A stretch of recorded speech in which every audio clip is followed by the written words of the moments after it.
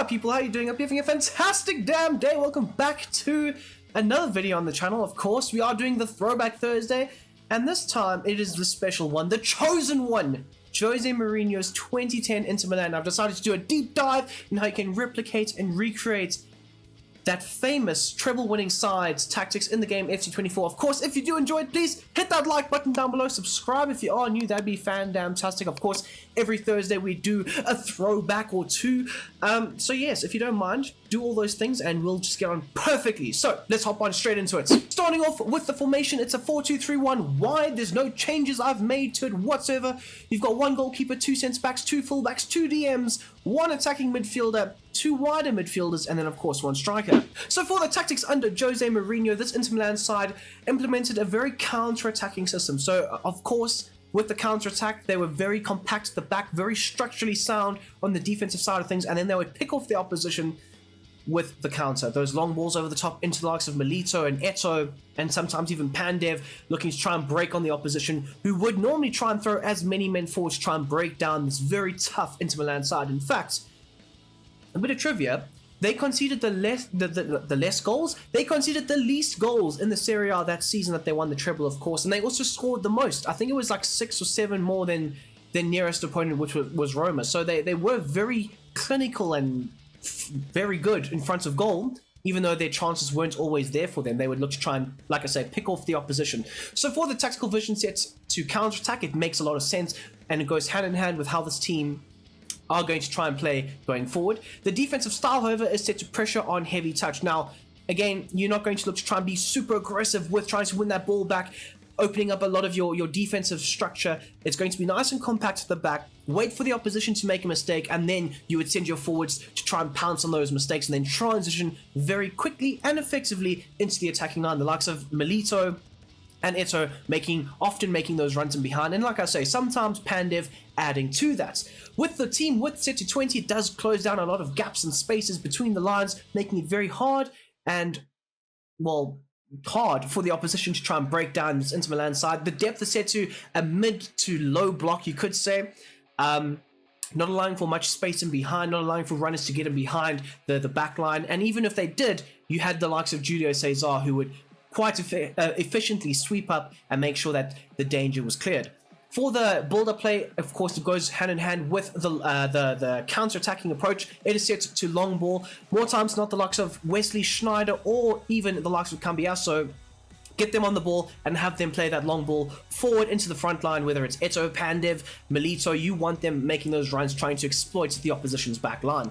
For the chance creation, it is sets forward runs, and that does go hand in hand with getting your forwards running, opening up a bit more space for your midfield and the likes of Schneider, as well as Stankovic, to try and get on the ball and try and operate with it going forward.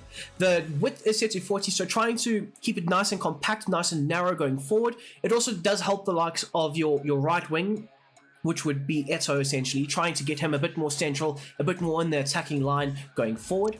As for players in the box, I have set it to 6. Now, you can set it to 7 or 8, but again, you want to try and keep a bit more structure to it, so in case you do turn the ball over and it is lost, you do have men back who can potentially try and win it back or effectively regain their structure on the defensive side of things and look to try and reset effectively.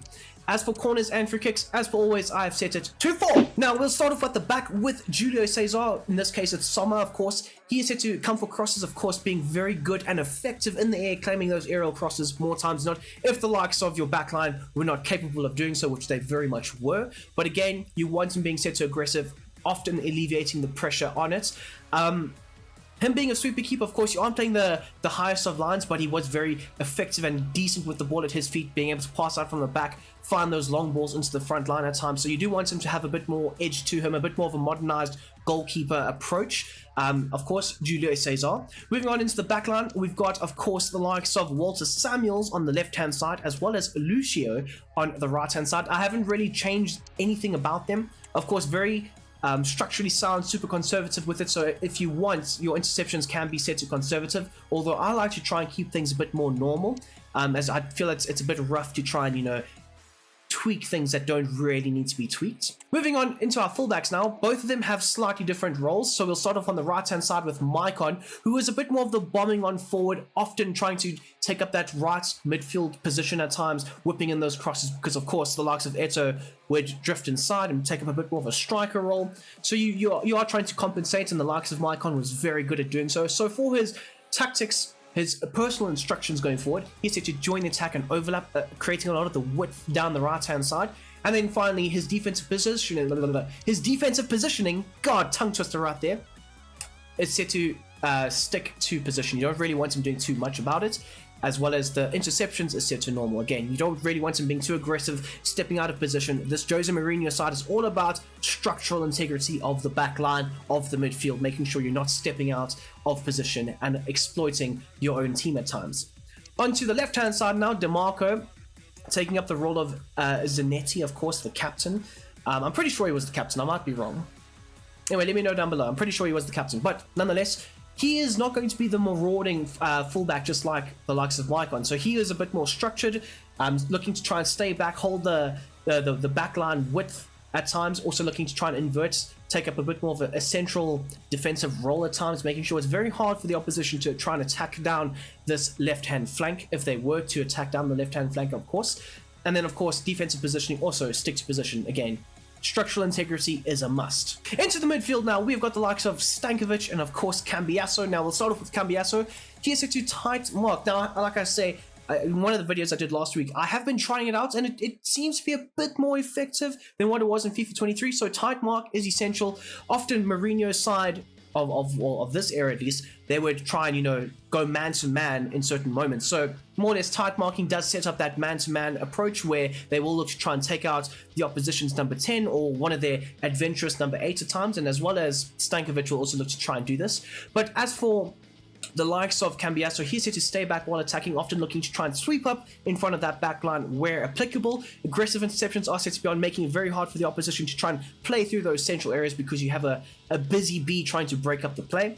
And then in terms of the positioning freedom, because the likes of Maicon as well as Eto would obviously adventure too far forward at times, you want the likes of this man right here, Cambiasso, drifting into those wider regions, whether it's to try and support on the offensive side of things or potentially pick up those runners in those wider regions if the likes of Maicon hasn't come all the way back. Which is why I've gone with the defensive positioning as well as the positioning freedom on the offensive side of things, both set to drift into those wider regions. So drift wide as well as cover the wing. You want him to be able to potentially pick up those runners in those wider regions or potentially try and support in those wider areas. Onto the likes of Stankovic now, also set to tight mark. Again, a bit more of that man-to-man system, but this time he will look to try and support the number 10 in Wesley Sneijder as well as your other forwards, getting forward, often being a bit more involved in the build-up play. Aggressive interceptions are still set to be on, also trying to create that busy approach in the midfield. And then for his positioning freedom, it is set to stick to position as well as cover the center, so often taking a bit more of a central role at times when he does get forward as well. But at the same time looking to just stay in front of that back line. Of course, with the likes of Cambiasso drifting, you want the likes of this man right here, Stankovic, of course, to try and, sweep up as well in front of that back line and more or less just stay there and be the shield, the actual shield of the back line at times. So moving into the number 10 role now, we've got the likes of Wesley Sneijder. He's set to come back on defense, often looking to drop a bit deeper, link up play a bit more effectively with your two number 6s at times, as well as have a bit of a deeper starting approach for the offensive build-up going forward. His support on crosses is set to balance, often getting into the box, yes, making those late approaches into that attacking area as well, which is what you're trying to replicate and recreate for the system. The positioning freedom, though, is set to free roam. You want him to be able to pick up those little half pockets, have him get on the ball in those weirder, stranger areas and allow him to try and play and make forward, whether it's a long ball forward or potentially bringing the likes of Stankovic into the play and getting it going. His interceptions is also set to aggressive, although you can have it set to normal as well. There's no harm in that. But again, it's trying to replicate this aggressive defensive approach that Mourinho and this Inter Milan side tried to implement game in, game out. Out wide to the likes of Pandev on the left-hand side. He's set to come back on defense, often looking to help out the fullback who wouldn't always get too far forward, but again, still looking to help out on the defensive side of things. Staying wide was essential, although Pandev was a striker playing in a wider region of the pitch.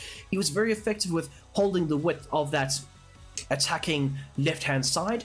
Getting in behind though is important, trying to stretch the opposition, especially with the counter attack. You are looking to do that more times than not, as well as aggressive interceptions are set to be on form, which is why when the opposition do make a mistake, your forwards will try and pounce and capitalize and get it going forward, trying to turn it into a quick transition attack and potentially a goal scoring opportunity. And then for the support on crosses, he's set to stay on the edge of the attacking area. Now he will sometimes look to get in there even with the settings still on. You can have it set to a balanced approach, but again, not looking to overcommit too many players in the box when attacking. Onto the right hand side now, Cuadrado / Samuel Eto'o. Of course, he is also set to having a basic defensive support. What am I saying? He is set to having a basic defensive support, not also, because of course Pandev would look to come back a bit more, but again, you are trying to create like almost this 4-4-2 formation. I know the likes of Eto'o did obviously help out a lot on the defensive side of things when required, but again, you want him to also somewhat hang slightly high up the field for those quick transition attacks, or counter attacks I should say. He's set to cut inside as well as be a target player. So cutting inside is essential, trying to get him nice and high up the field as close to the likes of Milito as possible, taking up that striker role, vacating the space for either a Maicon or potentially a Cambiasso to try and operate in as well. And then for the support runs, he will naturally look to try and get him behind, but again, very physical, very strong. You want him to be a bit more of a wider target man at times, linking up play a bit more effectively with the likes of Schneider as well as Milito, maybe even Pandev at times depending on where he's playing. So again, you want him to have a bit more of a physical presence going forward.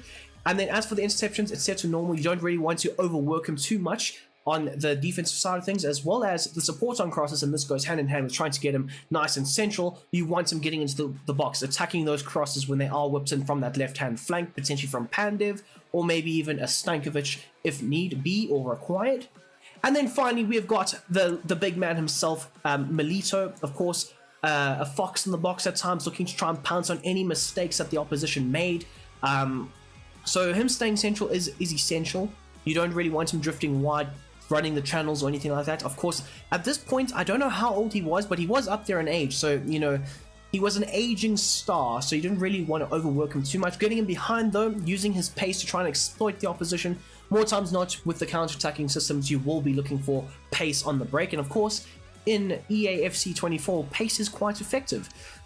His interceptions is set to normal, but again, if you are chasing a game or you're trying to hurry the opposition, probably set it to aggressive, having him have a bit more of a work rate to him. And then finally, the defensive support is set to come back on defense, also looking to drop a bit deeper at times, as well as having a bit more of a deeper starting position when looking to try and launch those counter-attacks. Also looking to try and add another defensive layer to this team when on the back foot at times. So yes, my people, that is my version of Jose Mourinho's 2010 Inter Milan treble-winning side. Of course, probably the most successful definitely the most successful Inter Milan side of all time, but in recent memory, probably the most successful Italian team of all time. Obviously, we've got the AC Milan teams and so on, but in recent memory, the last, 20 years or so, you could probably have an argument that this team is the best Italian team to come out of Italy. So yes, I hope you guys have enjoyed this Throwback Thursday. Please let me know down below who you would like me to do next. I do have quite a few that I am, in the process of making and figuring out and looking at and so on. But guys, let me know down below. I could make yours next week. So you guys have a damn great day. I'm out. I'm off to make the next one.